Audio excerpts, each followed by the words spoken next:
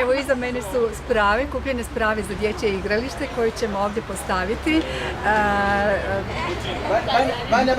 Istovremeno sa izgradnjom školske kuhinje.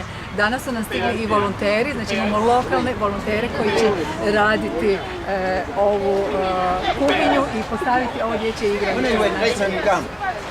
Mnogo naše sponzorirane dječice krenulo iz ove osnovne škole Henry Blue koju vidite iza mene.